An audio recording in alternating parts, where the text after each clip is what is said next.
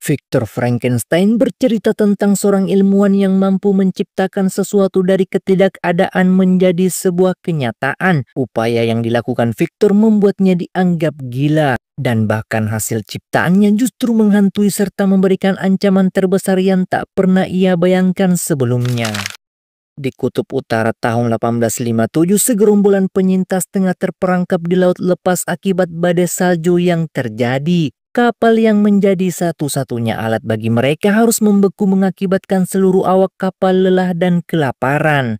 Jika keadaan terus demikian, maka hanya akan membawa malapetaka. Yang bisa dilakukan saat ini hanyalah menghancurkan cengkraman es sebisa yang dilakukan. Namun di tengah upaya tersebut tiba-tiba saja terjadi ledakan sekitar 3 km dari lokasi mereka saat ini. Dan ternyata itu adalah seseorang bernama Victor Frankenstein yang mengalami serangan monster bernama Ozymandias.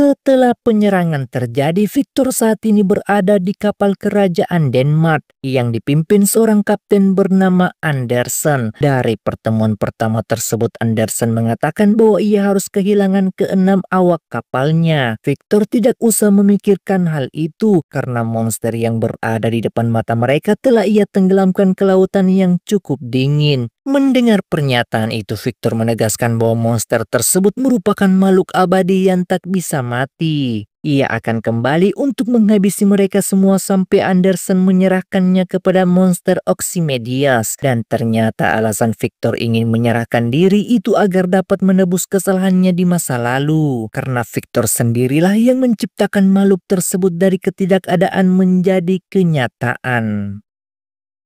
Sebelum semuanya terjadi, kita diperlihatkan masa lalu Victor. Ayah Victor merupakan seorang baron sekaligus dokter bedah terkemuka, menikahi wanita dari keturunan bangsawan dengan tujuan mempertahankan tahta warisannya semata. Victor memiliki adik bernama William Frankenstein, memiliki watak yang lebih lembut dan tenang, sehingga ayahnya lebih menyukai William dibanding dirinya. Tak hanya itu, ketegasan Charles mendidiknya dalam dunia kedokteran begitu terlihat tegas, dan bahkan tak segan-segan memberi hukuman jika anaknya tak dapat mengingat atau mengetahui pelajaran yang disampaikan.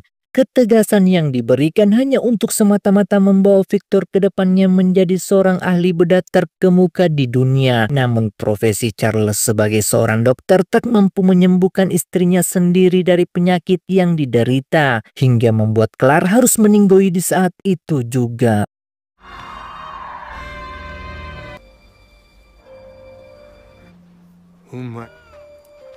She who I consider a part of my very part of the universe. Kematian ibunya tentu saja membuat Victor dilanda kesedihan yang tak berkesudahan. Charles merupakan dokter bedah terkemuka pada masanya, namun ibunya harus meninggal di tangan ayahnya sendiri, sehingga muncullah ide serta ambisi gila Victor bahwa suatu saat nanti ia dapat menaklukkan kematian dengan caranya sendiri.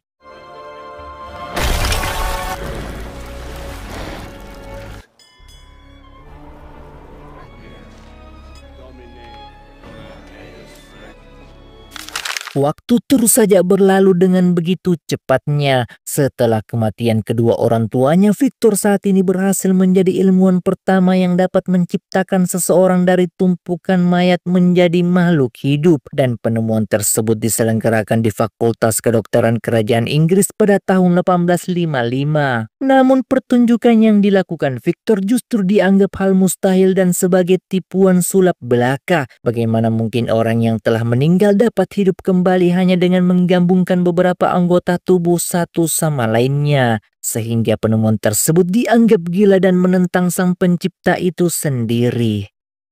Hendrik Helander yang telah menyaksikan demonstrasi Victor sebelumnya datang menghampiri. Hendrik adalah seorang dokter bedah pada masa peperangan Inggris dan dirinya bisa mengetahui pertunjukan itu karena diperkenalkan oleh William Frankenstein. William memiliki istri bernama Elizabeth yang merupakan keponakannya sendiri. Tak hanya itu, kedatangan Hendrik yang sebenarnya adalah untuk memberikan kejutan terbesar bagi seorang ilmuwan jenius seperti Victor.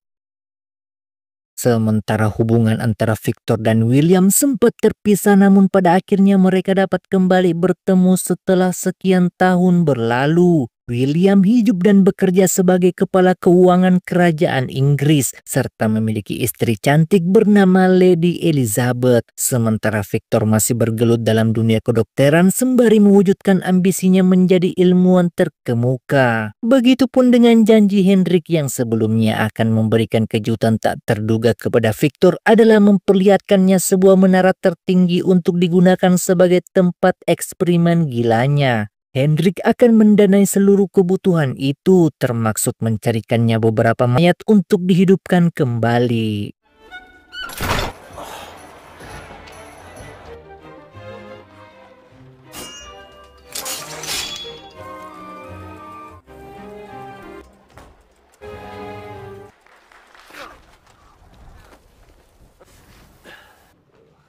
Why not?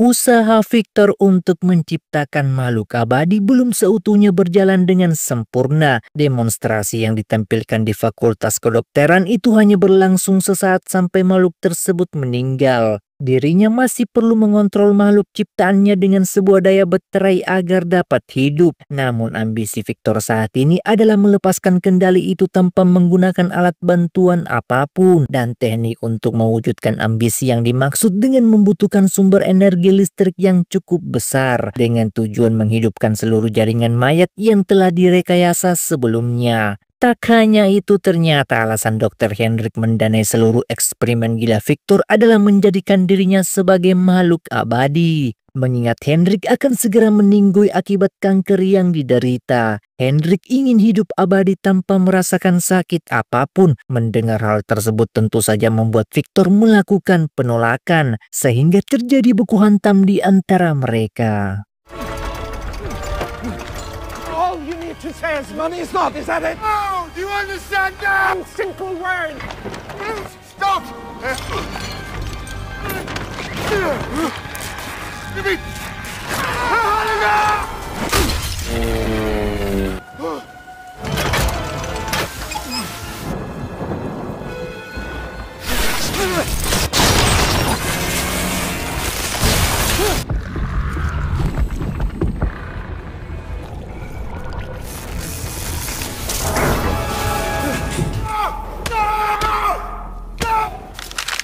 Keberhasilan Victor menciptakan dari ketidakadaan menjadi kenyataan tentu saja membuatnya tak percaya, namun terlihat begitu bahagia. Victor menamainya dengan sebutan Oxymedias atau makhluk abadi. Segala sesuatu yang terjadi kepada Oxy merupakan hal yang baru baginya. Berjalan, berbicara, dan mengenal kata demi kata, Victor lah yang akan mengajarinya menjadi seorang manusia. Namun seiring berjalannya waktu, peningkatan tersebut tidak membawa perubahan apapun. Oxy terlihat bodoh dalam tingkah lakunya dan terbata-bata dalam berucap. Tetapi di sisi lain ia memiliki kekuatan yang tak pernah Victor bayangkan sebelumnya.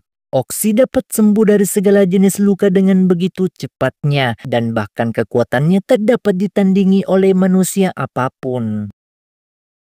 Sementara William dan Elizabeth diperlihatkan di hari itu juga tiba-tiba saja datang menghampiri. Tujuan mereka ke sana adalah mempertanyakan keberadaan Dr. Hendrik karena sudah beberapa hari ia tak pernah melihatnya. Namun bukannya menemukan Hendrik, Elizabeth justru tanpa sengaja menemukan keberadaan Oxy dengan kondisi tangan dan kaki terikat. Elizabeth yang melihat keberhasilan Victor menghidupkan orang yang telah meninggal tentu saja tak percaya dibuatnya. Oximedes merupakan makhluk yang masih beradaptasi dengan lingkungan sekitar, memiliki kemampuan penyembuhan luka dan kekuatan yang luar biasa, tetapi terbatas pada kecerdasan yang dimiliki. Oxy hanya dapat mengetahui satu kata semata dan kata itu terus saja diulangi tanpa akal dan penjelasan. Victor terpaksa mengikat serta mengurungnya di ruangan tersebut hanya dengan alasan keselamatannya semata.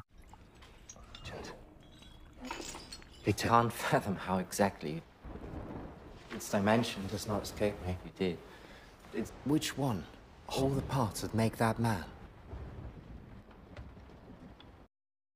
Victor yang menyadari bahwa ciptaannya hanyalah sebuah benda mati tanpa jiwa mencoba mempraktikkan teorinya secara langsung. Victor sengaja memukulinya beberapa kali dengan tujuan memancing emosionalnya agar dapat berpikir layaknya manusia pada umumnya. Namun tindakan yang dilakukan justru menganggapnya bahwa Oxy adalah makhluk yang cukup berbahaya. Tak hanya itu, Victor juga memperlihatkan bahwa Dr. Hendrik yang selama ini mereka cari telah meninggoy akibat kesalahannya sendiri. Ia mencoba membujuk adiknya untuk menyembunyikan kematian Hendrik dari Elizabeth, serta membawa istrinya agar segera kembali ke London di hari itu juga. Please. Brief.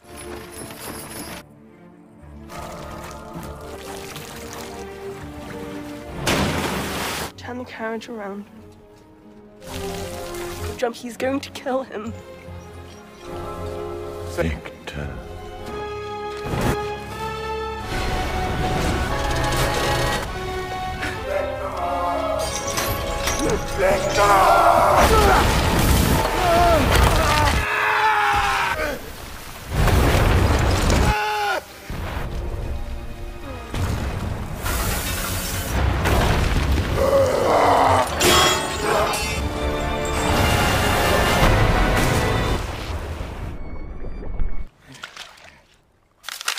Semua masa kelam yang terjadi Victor telah utarakan kepada Kapten Anderson, dan tak berselang lama dari itu tiba-tiba saja Oximedes datang menghampiri. Oxy telah belajar banyak tentang kehidupan umat manusia, dan bahkan yang dulunya hanya bisa mengucap satu kata saja kini sekarang telah mampu berbahasa layaknya manusia pada umumnya. Semenjak Victor menelantarkannya, Oxy hidup di alam liar penuh tekanan dan kebingungan. Ia seringkali mendapatkan serangan dari orang-orang yang berniat menghabisinya. Hingga suatu ketika Oxy tanpa sengaja menemukan sebuah rumah yang ditinggali beberapa anggota keluarga di dalamnya, termaksud pria tua dan buta bernama Abraham. Oximedes mempelajari cara hidup mereka secara diam-diam dan bahkan berniat suatu saat nanti akan memiliki keluarga seperti apa yang dibayangkan. Tak hanya itu, Oxy juga membantu mereka mendirikan beberapa tenda dan bahkan membuatkan sebuah kandang domba hanya dengan waktu satu malam saja. And of the foreign, they're invisible, and on occasions, at peace. Come along. Turn to Stefan, isn't it?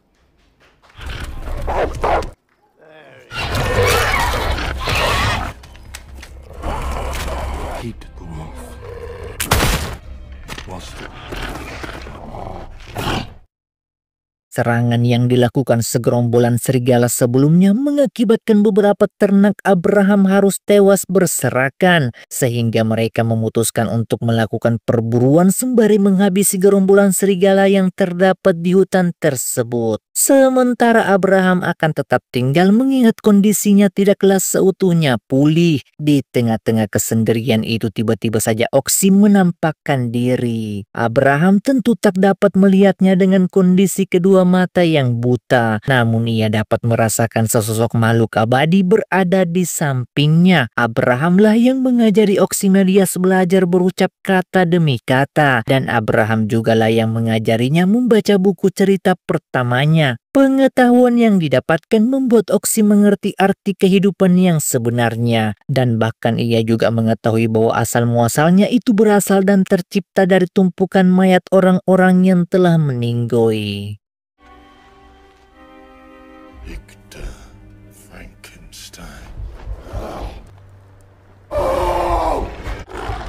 Made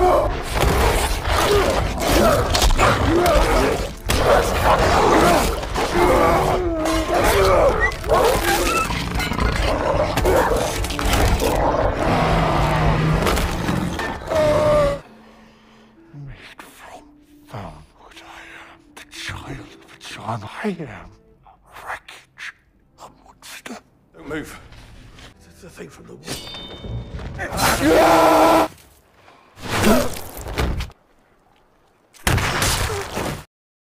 Kematian Abraham serta penolakan orang-orang yang telah ia anggap sebagai keluarga membuatnya merasa terpucilkan dan kesepian. Ozymandias merasakan kehidupan yang hampa di sepanjang hidupnya. Tidak ada satu manusia pun yang bersedia menjadikannya sebagai anggota keluarga. Sehingga tepat di hari itu juga ia menuntut agar Victor menciptakan makhluk yang serupa dengannya sebagai pendamping kehidupannya.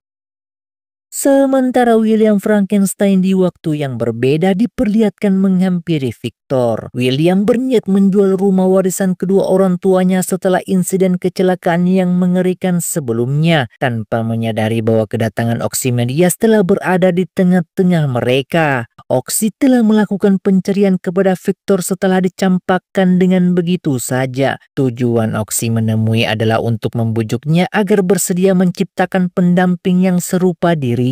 Namun hal tersebut tentu saja mendapatkan penolakan.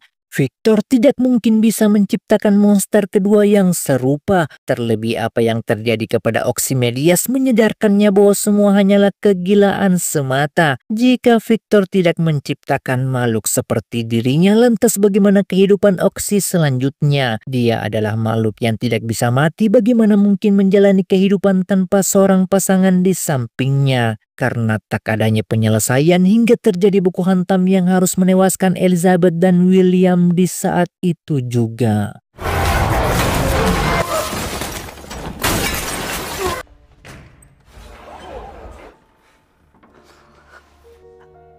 From it, Elizabeth.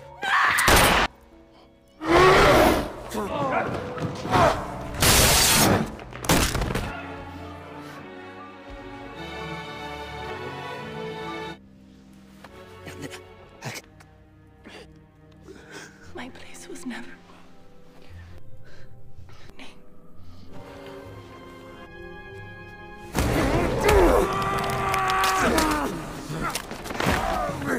Kill me now, do it.